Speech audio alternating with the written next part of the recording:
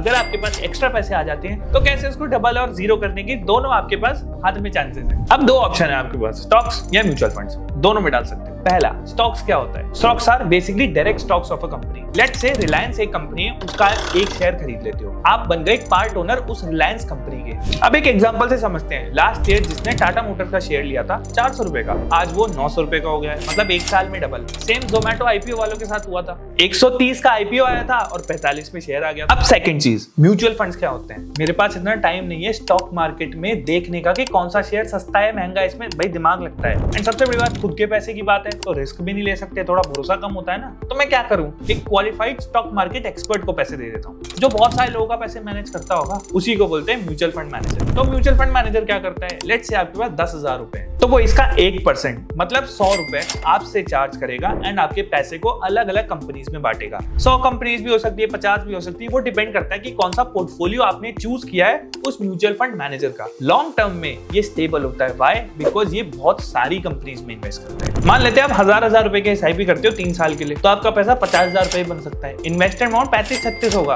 तो 3 साल में 15,000 की कमाई हो गई आपकी, ऐसे समझो। एंड इसमें आपका टाइम भी नहीं लगा। टाइम क्यों नहीं लगा? क्योंकि आपने तो म्यूचुअल फंड मैनेजर को पैसे दिए। आप तो नौकरी करते हो और सो जाते हो, पैसे तो वो इन्वेस्ट कर रहा है, दिमाग तो वो लगा रहा है, एंड उस बात का वो कमीशन चार्ज करता है, जो कि एक फेयर बात भी है। सो ये मोटा मोटा डिफरेंस है स्टॉक्स एंड म्यूचुअल फंड्स का इस शीट पर। रिस्क थोड़ा ज्यादा है स्टॉक्स में, इसमें थोड़ा कम है। रिटर्न भी ज्यादा है, बट ये ज्यादा स्टेबल है। हमें स्टेबिलिटी की तरफ बढ़ना है, रात तो रात अमीर नहीं होना। नॉलेज जरूरी है इसमें पूरी, इसमें नहीं भी है तो भी चलेगा, आप तो काम कर नहीं रहे। और कंट्रोल पूरा का पूरा खुद का है, इसमें आपके ऊपर नहीं है, कोई जिम्मेदारी भी नहीं है, सारा काम फंड मैनेजर करेगा। एंड पैसे इन्वेस्ट करना तो अब शेयर की प्राइस पे डिपेंड करता है। टाटा मोटर्स का शेयर 1000 रुपए में आएगा, एसआईपी आप 500 रुपए में भी कर सकते हो, क्योंकि उसमें फ्रैक्शनल शेयर्स भी खरीद सकते हो म्यूचुअल फंड के थ्रू।